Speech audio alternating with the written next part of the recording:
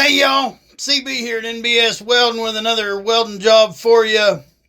This is a job that could have gone either way. This could have been a machinist job or a welding job. Of course, I'm more of a welder, so for me it's a welding job. Now, I got a buddy that's runs a pizza shop. He's been in the business forever. He's actually been in the pizza business longer than I've been in the welding business, but he's got a mixer at his restaurant. And this part is part of his mixer, and it broke. So we got to heal it back together. The reason I say this could have been a machine job or a welding job is you could just take a plate and make another part. But what I decided to do as a welder is weld the part. And I did that by tacking one side and then flipping it over. And now you see me here with a cutting wheel. I'm grinding, beveling through there back into the back side of those tacks that I made. And then I'm going to weld this thing up. And you see me jogging the trigger here on this thin metal. This is something that's really good to do.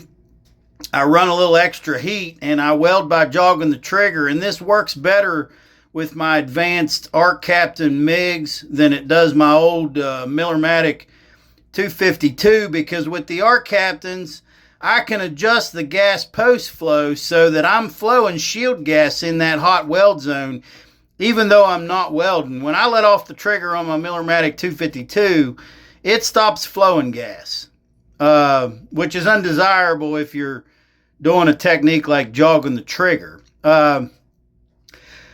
Now, I found out from talking to my buddy that we can leave a little weld on one side, but the other side needs ground off. So we're going to be grinding one side flat, and obviously I'm taking the burr bit here and I'm reaching inside of that hole and removing any weld that could interfere with that hole that we need in the center of it. Don't want any weld sticking out there that's going to stop anything from working the way it's supposed to.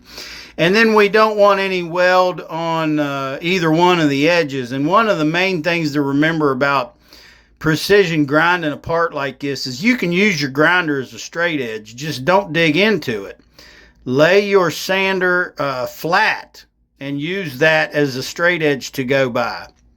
Now, I used the Arc Captain MIG 205 Pro. I used a grinding wheel, I used a sanding pad, I used a burr bit, and then my final cleanup was with a power brush. And here is our healed together mixer part. And as we see on the two thin edges and the one side, I've removed all the weld metal so that it doesn't interfere with the operation of the machine at all. But now on the other side, where they said it was okay to have a little weld metal, I've left a little bit here. I did shape it slightly on the top with a sander so it wasn't humped up too much.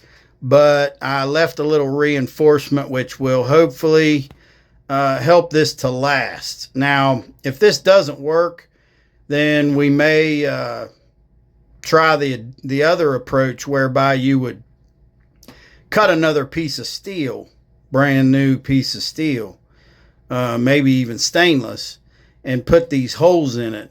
But in this case, I decided to weld the part back together, and with the equipment I have, that's a lot faster and easier to do.